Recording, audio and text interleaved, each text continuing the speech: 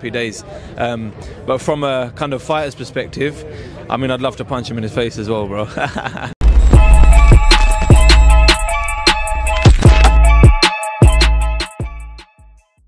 Fans, we are here in Riyadh a day before the big one, Altercation versus Dimitri Bivol, the undisputed clash. With me, Hamzah Sheeraz. Hamzah, how are you, man? You're looking good. You're looking like you're enjoying this weather. So now, alhamdulillah, I'm all good, man. I'm all good, soaking it in. You know, I've said it before. It's nice to like come here and just kind of be relaxed. Normally, when you're fighting here, you're so intense. You're like a robot. Interview here, interview there. Go to the gym, do your session, go sleep. So now it's just nice to enjoy it, man, and you know, sample what Riyadh season is really and truly about as a fan of boxing. I'm going to ask you about this fight later on, but I do want to talk about Chris Eubank Jr. because there has been an altercation between him and Conor Benn. Yeah. I know you've wanted to fight and you still want to fight Chris Eubank Jr., but what did you make of that? I'm sure you've seen that on social media. It's been plastered everywhere. Yeah. What did you make of it? Conor Benn's like his dad, isn't he? He's full of testosterone, bro. He's rowdy, bro. He's rowdy, and yeah, man. Once the fight, you got to remember they were so close to fighting each other. All that build up, all that tension. So when they see each other, it's bound to be fireworks and explosions. Do you know what I mean? And they're both exactly like they're opposites. One's cool, and the other one's just fiery and ready to go. But yeah, man, it's definitely builds the fight up. I'm all for it because I've said, listen, if Chris Eubank doesn't fight me, the bigger fight out there is the Conor Benn fight. So I'm not sitting here saying, oh, he should fight me, he should fight me. That's a big fight. So like I said, from a fan's perspective, brilliant, like all over social media, happy days. But from a kind of fighter's perspective, I mean, I'd love to punch him in his face as well, bro. I know you sort of, I'm sure I've seen quotes where you've found him like a little bit disrespectful and stuff in the past, but have you been face to face with him this week? Have you seen him this week? Have you had a chat? Past each other, but do you know what it is? I don't want to get up all in his face when he's got a fight coming up. I mean, if it was like after the fight or if he wasn't fighting, then fair enough, I'd go over and have a chat. I'm not someone who goes up to them and would have a scrap or something like that. I'm like relaxed. I'm a cool guy. I understand it's all business and nothing's personal as well. But yeah, no, nothing serious.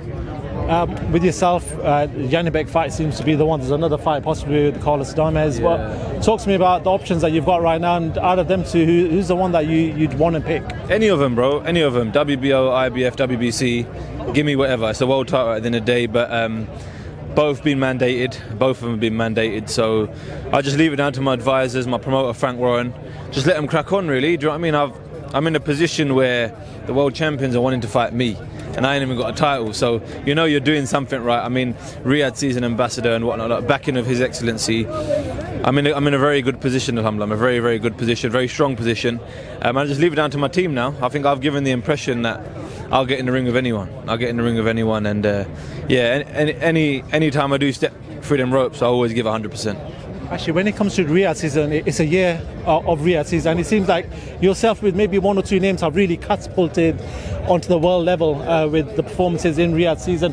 How beneficial and how good has it been for you on a personal level?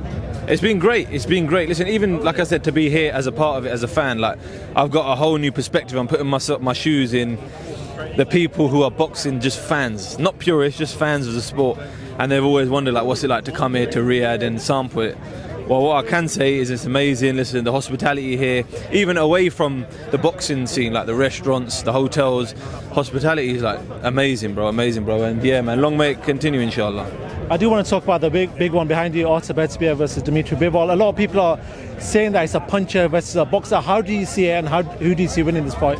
I'm backing my man Arthur Beterbiev, one of my friends as well, a good friend of mine. I feel like his physicality, his strength and his power is going to play to his advantage down the stretch. But then again, Bivol's got really good footwork, and he's got great footwork. But I don't know, I just feel like Beterbiev is the man at the moment. He's the man of the moment, and I feel like he's gonna get his flowers come fight night.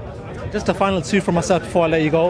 Obviously on the last Riyadh season card that you were on, you put in a great performance. Anthony Joshua is the much talked about star with Daniel Dubois. Daniel Dubois destructive against Anthony Joshua. I want to ask you though, when it comes to AJ, there seems to be a magnifying glass over his career. Anytime he loses, the criticism is huge. This time around, have you noticed that amount of criticism on? A lot of people are calling for AJ to retire. Do you feel like he should be retiring? No, not at all. Do you know what the thing is? Normally it's like the coach always gets the criticism, but when it comes to AJ, people seem to forget that he's got a coach or he's got a team around him as well, and it's solely him. Listen, he's human at the end of the day. he's getting in that ring for the satisfaction of the British boxing public against Daniel Dubois. And when it's not easy. Listen, he is the golden ticket. He is the golden ticket. And when you're fighting a young, hungry, kind of like man possessed in Daniel Dubois, it's hard, man. It's hard, man. You know what? It takes him back to how when Joshua fought Klitschko, it was very similar. But this was like obviously Joshua being Klitschko and Dubois being Joshua at the time. That's kind of the similarity I had. But listen, he's an advocate for boxing. He's an advocate for boxing.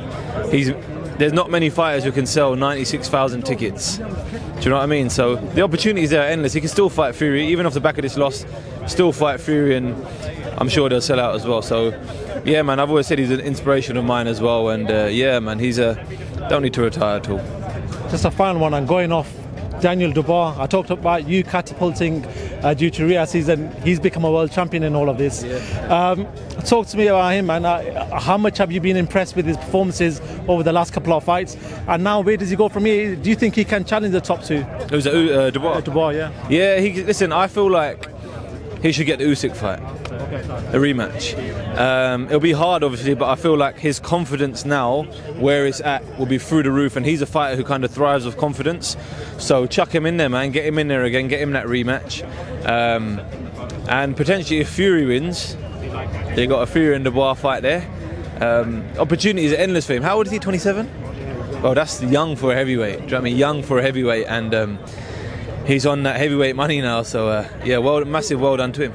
Hamzah, listen, I think things are going to start. I think you wanted elsewhere as well. No Thank you so much for your time. Always good seeing you, my man. Thank you, man. And hopefully we'll hear some news soon. Yeah, definitely, inshallah.